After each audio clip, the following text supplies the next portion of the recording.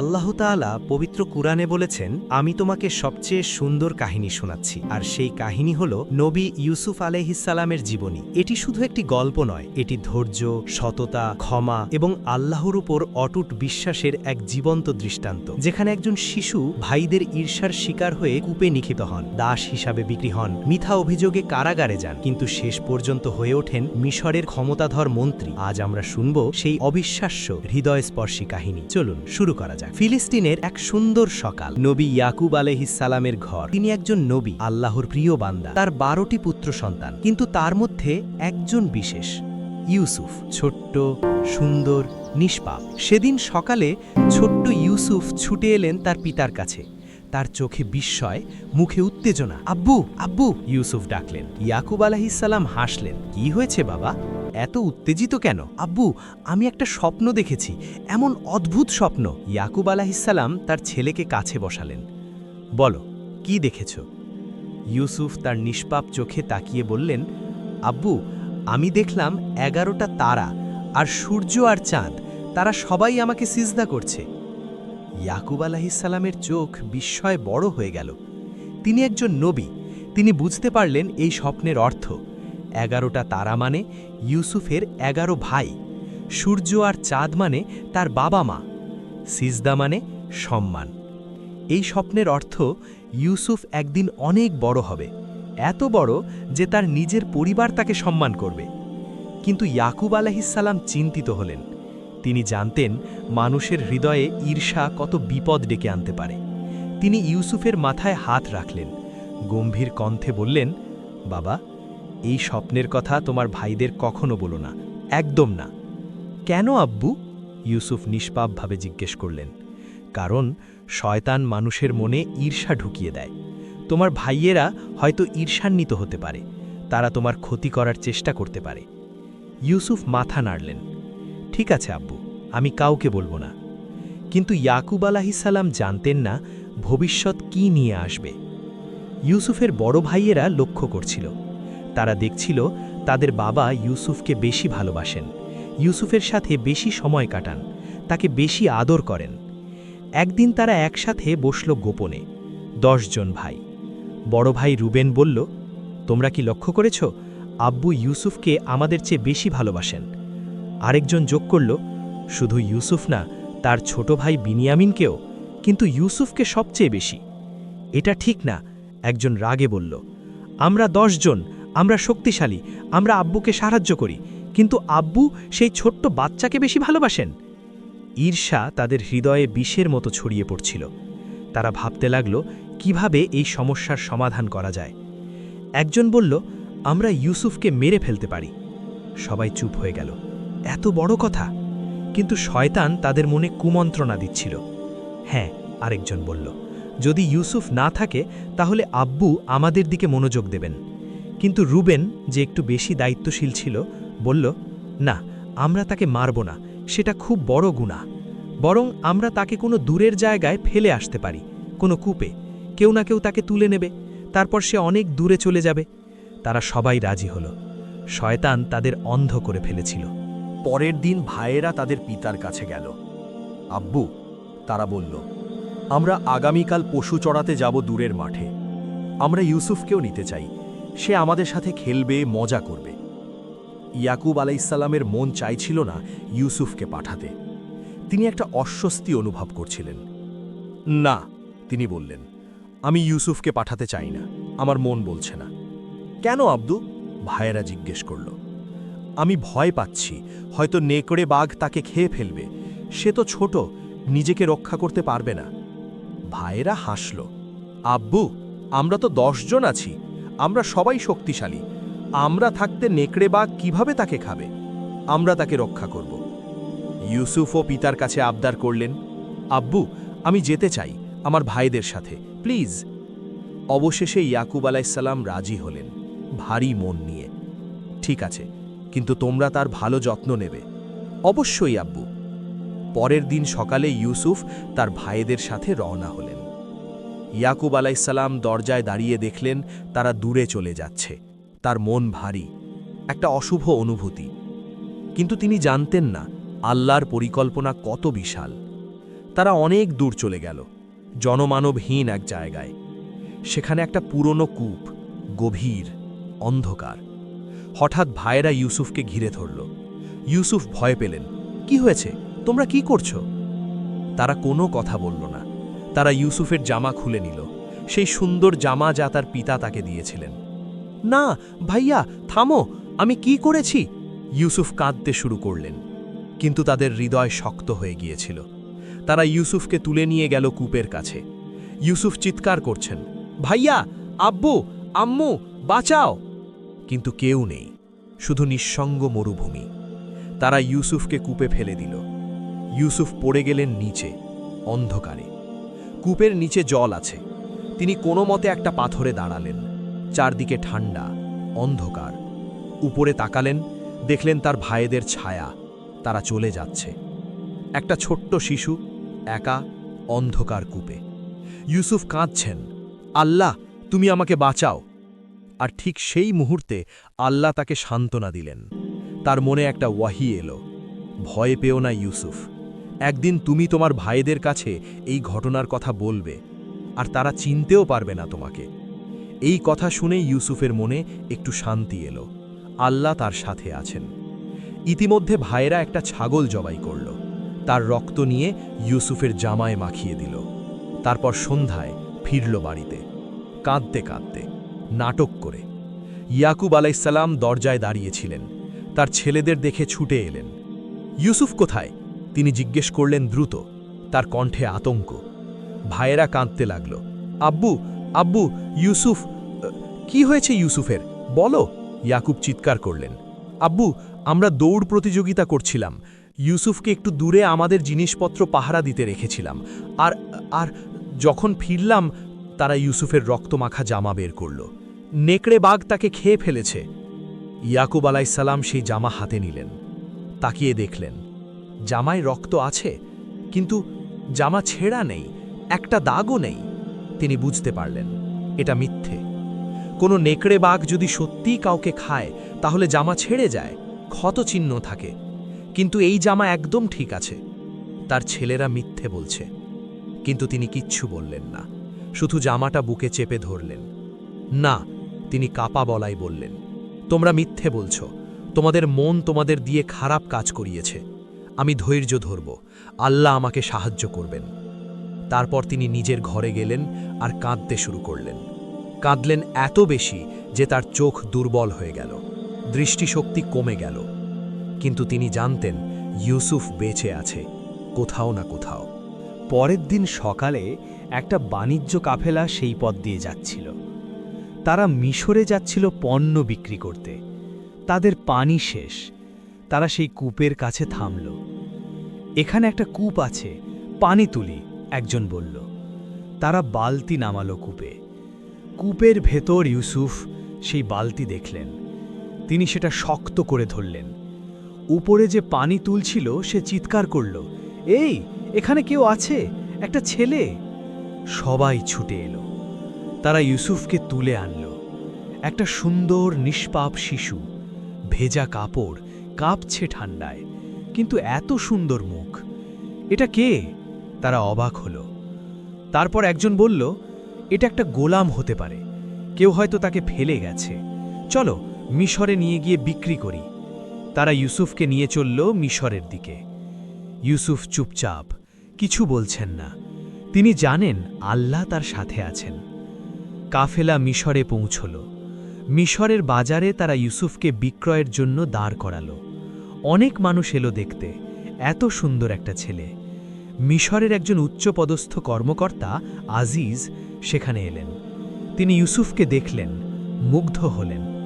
আমি এই ছেলেকে কিনতে চাই, যা দাম বলবে দেব। অনেক টাকার বিনিময়ে আজিজ ইউসুফকে কিনলেন। তিনি ইউসুফকে নিয়ে গেলেন তার বাড়িতে। তার স্ত্রীকে বললেন, এই ছেলেটিকে ভালো যত্ন নিও, হয়তো সে আমাদের উপকারে আসবে, অথবা আমরা তাকে সন্তানের মতো পালন করতে পারি। আর এভাবেই ইউসুফ আলাইসাল্লাম মিশরে থেকে গেলেন দাস হিসেবে। কিন্তু আল্লাহর পরিকল্পনা ছিল ভিন্ন। বছরের পর বছর কেটে গেল। ইউসুফ বড় হতে লাগলেন, কিশোর থেকে যুবক। আল্লাহ তাকে দিলেন অসাধারণ জ্ঞান। তিনি স্বপ্নের ব্যাখ্যা করতে পারতেন, বুদ্ধিমত্তায় ছিলেন অতুলনীয়, আর সাথে সৌন্দর্য। আল্লাহ তাকে দিয়েছিলেন অর্ধেক সৌন্দর্য। কথায় আছে, পুরো পৃথিবীর মানুষের মধ্যে ইউসুফ আলাইসাল্লামকে দেওয়া হয়েছিল অর্ধেক সৌন্দর্য। তিনি এত সুন্দর হয়ে উঠলেন যে মানুষ তার দিকে তাকিয়ে থাকত অবাক হয়ে। আজিজের বাড়িতে তিনি বিশ্বস্ত হয়ে উঠলেন, সব দায়িত্ব পালন করতেন সততার সাথে। কিন্তু এই সৌন্দর্য একটা বিপদও ডেকে আনল। আজিজের স্ত্রীর নাম ছিল জুলাইখা। তিনি অনেক বছর ধরে ইউসুফকে দেখছিলেন, তার সৌন্দর্য, তার ব্যবহার, তার চরিত্র। ধীরে ধীরে তার মনে একটা অসৎ আকর্ষণ জন্ম নিল। একদিন বাড়িতে কেউ নেই, শুধু তিনি আর ইউসুফ। জুলাইখা সাজগোজ করলেন, ঘরের সব দরজা বন্ধ করে দিলেন। তারপর ইউসুফকে ডাকলেন, ইউসুফ, এদিকে এসো। ইউসুফ এলেন নিষ্পাপভাবে। কি হয়েছে? জুলাইখা তার দিকে এগিয়ে এলেন, তার চোখে একটা অদ্ভুত ভাব।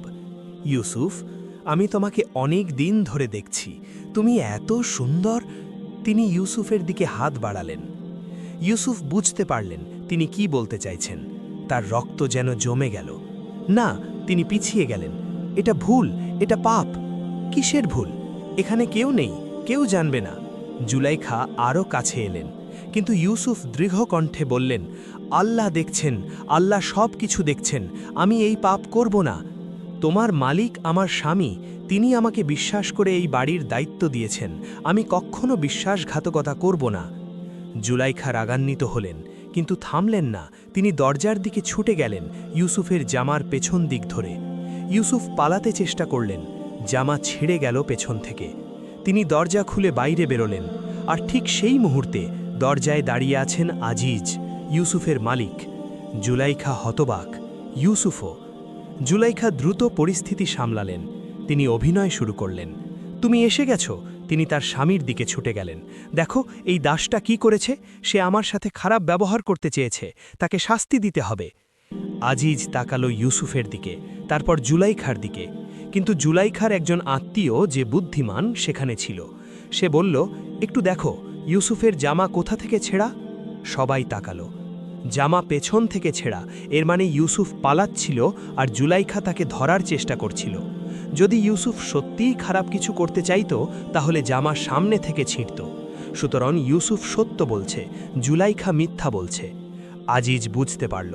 তিনি তার স্ত্রীর দিকে তাকালেন। তুমি ভুল করেছ, ইউসুফের কাছে ক্ষমা চাও।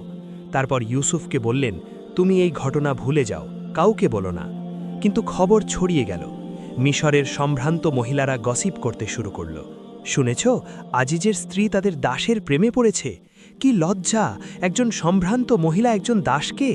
সে নাকি পাগল হয়ে গেছে। জুলাইখা এসব কথা শুনলেন, রেগে গেলেন। তিনি একটা পার্টির আয়োজন করলেন, সেই সব মহিলাদের দাওয়াত দিলেন।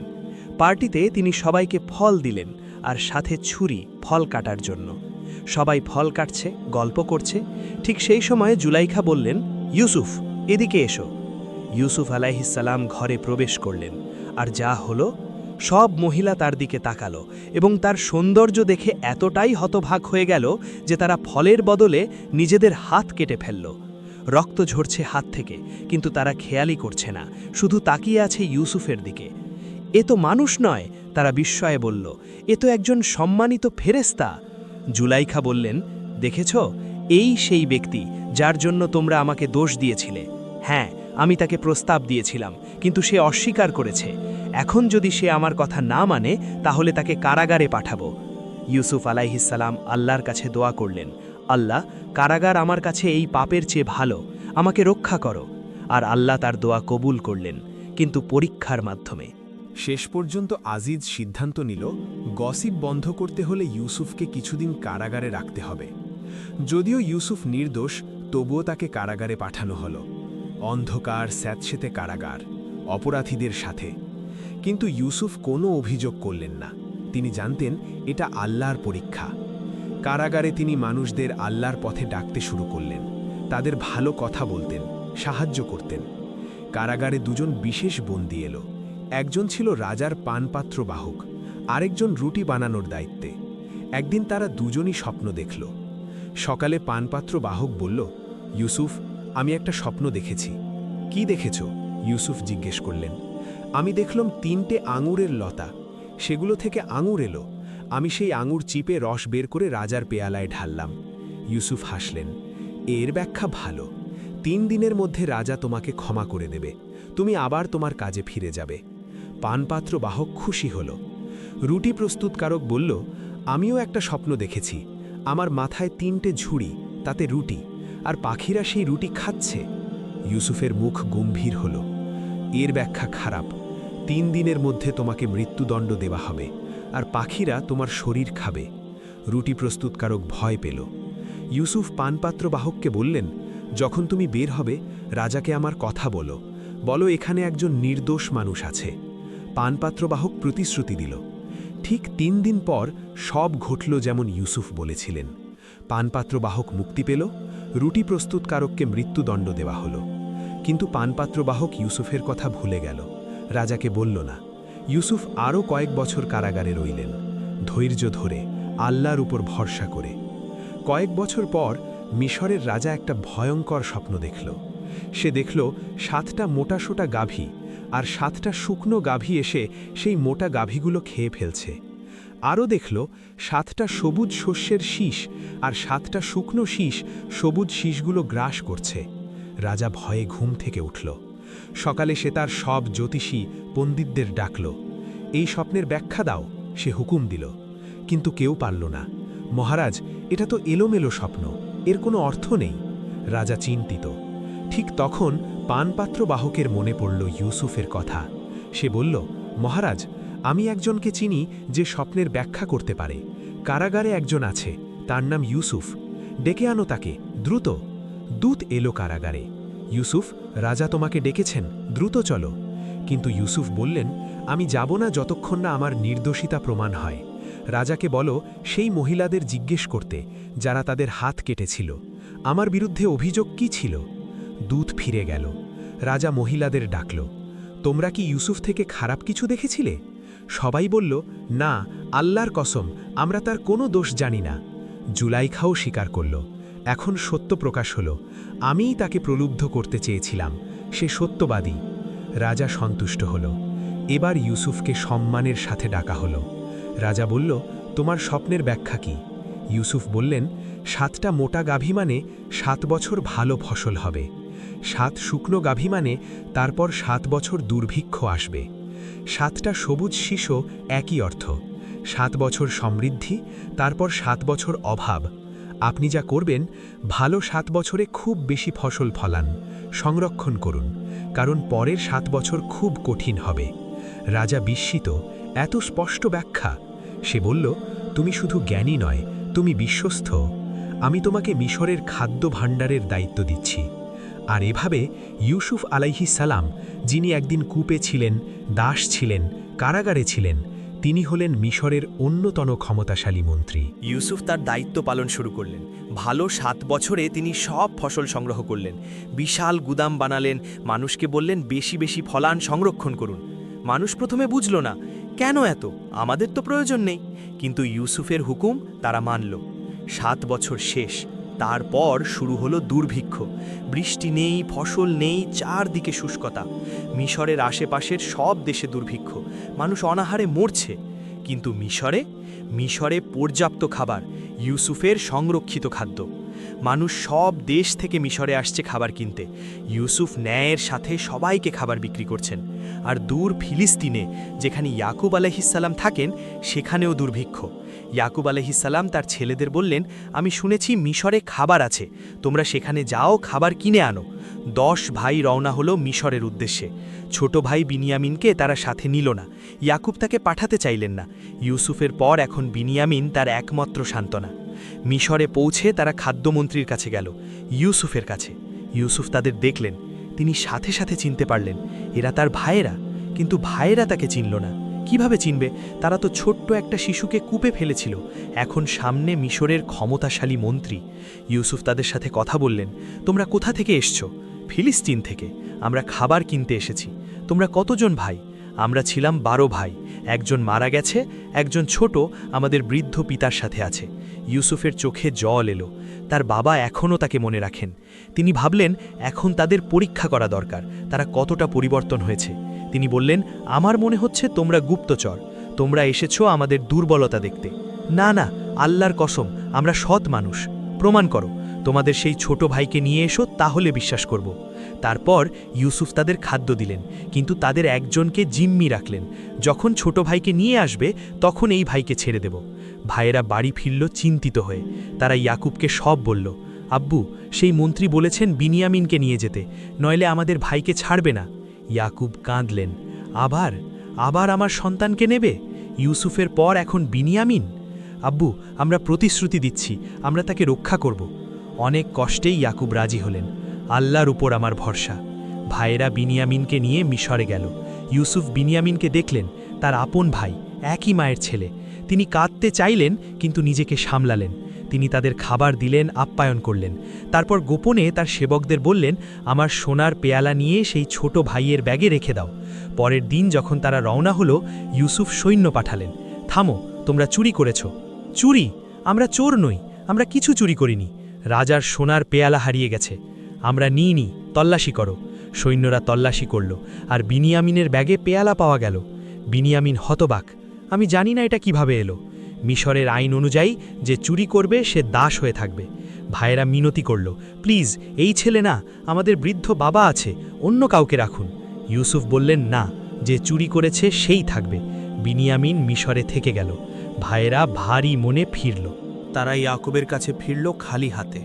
আব্বু, বিনিয়ামিন, সে চুরি করেছে, তারা তাকে রেখে দিয়েছে। ইয়াকুব চিৎকার করলেন, চুরি? আমার ছেলে চুরি করবে? তোমরা আবার মিথ্যে বলছো, ইউসুফের সাথে যেমন করেছিলে। তিনি কাঁদলেন, এত কাঁদলেন যে তার চোখ পুরোপুরি অন্ধ হয়ে গেল। কিন্তু তিনি বললেন, আমি ইউসুফকে হারাইনি, আমি জানি সে বেঁচে আছে। আল্লাহ একদিন আমাকে ইউসুফ ও বিনিয়ামিন দুজনকেই ফিরিয়ে দেবেন। ভাইয়েরা অবাক, আব্বু, এত বছর পর? ইউসুফ তো মারা গেছে। না, আমি আল্লাহর পক্ষ থেকে জানি সে বেঁচে আছে। আবার দুর্ভিক্ষ বাড়ল। ভাইয়েরা আবার মিশরে গেল। এবার তারা একদম দরিদ্র, টাকা পয়সা নেই। তারা ইউসুফের কাছে গেল, অনুগ্রহ করুন, আমাদের পরিবারে খুব কষ্ট, আমাদের সামান্য খাবার দিন। ইউসুফ আর থাকতে পারলেন না। বছরের পর বছর তিনি ধৈর্য ধরেছেন। এখন সময় এসেছে। তিনি ঘরের সবাইকে বের করে দিলেন, শুধু ভাইয়েরা রইল। তারপর আস্তে আস্তে জিজ্ঞেস করলেন, তোমরা কি জানো তোমরা ইউসুফ ও তার ভাইয়ের সাথে কি করেছিলে? ভাইয়েরা চমকে গেল, আপনি আপনি ইউসুফের কথা জানেন? ইউসুফ হাসলেন, চোখে জল। আমি ইউসুফ, আর এই হলো আমার ভাই বিনিয়ামিন। সবাই যেন পাথর হয়ে গেল। কি বললেন? হ্যাঁ, আমি সেই ইউসুফ যাকে তোমরা কূপে ফেলেছিলে। ভাইয়েরা মাটিতে পড়ে গেল, ভয়ে, লজ্জায়, অনুতাপে। আমরা আল্লাহর কসম, আমরা ভুল করেছিলাম, আমরা পাপী, আপনি আমাদের শাস্তি দিন। কিন্তু ইউসুফ বললেন, না, আজ তোমাদের বিরুদ্ধে কোনো অভিযোগ নেই। আল্লাহ তোমাদের ক্ষমা করুন, তিনি সবচেয়ে দয়ালু। যা ঘটেছে তা আল্লাহর পরিকল্পনা ছিল। তোমরা আমাকে কূপে ফেলেছিলে যাতে আমি এখানে আসি, যাতে আমি মানুষকে বাঁচাতে পারি, তোমাদেরকেও। ভাইয়েরা কাঁদতে লাগল, আমরা কত বড় ভুল করেছিলাম। ইউসুফ তার জামা খুলে দিলেন। এই জামা নিয়ে যাও, আমার পিতার মুখে দাও, তার দৃষ্টি ফিরে আসবে। ভাইয়েরা দ্রুত ফিলিস্তিনে ফিরল। তারা যখন এখনও দূরে, ইয়াকুব আলাইহিসসালাম বললেন, আমি ইউসুফের গন্ধ পাচ্ছি। আশেপাশের লোকেরা বলল, আপনি বুড়ো হয়ে গেছেন, ভুল বুঝছেন। কিন্তু যখন ভাইয়েরা পৌঁছল, জামা নিয়ে এলো, তারা সেই জামাই ইয়াকুবের মুখে রাখল। সাথে সাথে তার দৃষ্টি ফিরে এলো। দেখেছ, আমি কি বলেছিলাম? আমি জানতাম আল্লাহ আমার পাশে আছেন। আব্বু, ইউসুফ বেঁচে আছে, সে মিশরের মন্ত্রী। ইয়াকুব কেঁদে ফেললেন খুশিতে। তারপর পুরো পরিবার, 12 ভাই, মা, পিতা, আত্মীয়রা সবাই মিশরে চলল। মিশরে পৌঁছে তারা ইউসুফের সাথে দেখা করল। ইউসুফ তার পিতামাতাকে সম্মানের সাথে সিংহাসনে বসালেন, আর তার 11 ভাই তারা ইউসুফের সামনে সম্মানে মাথা নত করল। ইউসুফ মনে করলেন সেই ছোটবেলার স্বপ্ন। 11টা তারা, সূর্য, চাঁদ সবাই তাকে সিজদা করছিল। আজ সেই স্বপ্ন সত্য হল। তিনি বললেন, আব্বু, এই হলো আমার সেই স্বপ্নের ব্যাখ্যা, আল্লাহ তাকে সত্য করে দিয়েছেন। তিনি আল্লাহর কাছে কৃতজ্ঞতায় সিজদা করলেন। আল্লাহ, তুমি আমাকে ক্ষমতা দিয়েছ, আমাকে স্বপ্নের ব্যাখ্যার জ্ঞান দিয়েছ, তুমি আমার পরিবারকে ফিরিয়ে দিয়েছ, তুমি আমার শত্রুদের থেকে আমাকে রক্ষা করেছ। আমার রব, যখন আমি কূপে ছিলাম তুমি আমাকে বাঁচালে, যখন দাস ছিলাম তুমি আমাকে সম্মান দিলে, যখন কারাগারে ছিলাম তুমি আমাকে মুক্ত করলে। তুমি সবচেয়ে ভালো পরিকল্পনাকারী। ইউসুফ আলাইসাল্লামের জীবনী আমাদের শেখায় ১. ধৈর্য। জীবনে যত কঠিন পরীক্ষা আসুক ধৈর্য ধরুন। ইউসুফ কূপে পড়লেন, দাস হলেন, কারাগারে গেলেন, কিন্তু কখনও আল্লাহর উপর ভরসা হারাননি। ২. সততা। যখন জুলাইখা তাকে প্রলুব্ধ করল তিনি পাপ থেকে দূরে থাকলেন। যদিও এর ফল ছিল কারাগার, কিন্তু সততার কারণেই শেষ পর্যন্ত তিনি সম্মান পেলেন। ৩. ক্ষমা। তার ভাইয়েরা তাকে কূপে ফেলেছিল, কিন্তু যখন তারা অসহায় হয়ে এলো তিনি শুধু ক্ষমাই করলেন না, তাদের সাহায্যও করলেন। ৪. আল্লাহর পরিকল্পনা। যা আমাদের কাছে বিপদ মনে হয়, হয়তো সেটাই আল্লাহর পক্ষ থেকে কল্যাণের পথ। কূপে না ফেলা হলে ইউসুফ মিশরের মন্ত্রী হতেন না। ৫. স্বপ্নের মূল্য। ছোটবেলায় দেখা স্বপ্ন হতাশায় পরিণত হয়নি, বছরের পর বছর পর সে স্বপ্ন সত্য হয়েছে। আপনার স্বপ্নেও বিশ্বাস রাখুন। আজ থেকে হাজার হাজার বছর আগের এই গল্প আজও প্রাসঙ্গিক। যখনই আপনি মনে করবেন জীবন অন্যায় করেছে আপনার সাথে, মনে করবেন ইউসুফের কথা। যখনই মনে হবে কোনো আশা নেই, মনে করবেন ইউসুফ কূপের অন্ধকার থেকে প্রাসাদের সিংহাসনে পৌঁছেছিলেন। যখনই প্রলোভন আসবে, মনে করবেন ইউসুফ কারাগার বেছে নিয়েছিলেন পাপের চেয়ে। আল্লাহ বলেছেন, এটা সবচেয়ে সুন্দর কাহিনী। সত্যি, এটা শুধু একটা গল্প নয়, এটা জীবনের পাঠ, ঈমানের পরীক্ষা, আর আল্লাহর অসীম ক্ষমতার প্রমাণ। আল্লাহ আমাদের সবাইকে ইউসুফ আলাইসাল্লামের মতো ধৈর্য, সততা এবং ক্ষমার শক্তি দান করুন। আমিন। নিশ্চয়ই ধৈর্যশীলদের সাথে আল্লাহ আছেন। সূরা বাকারা।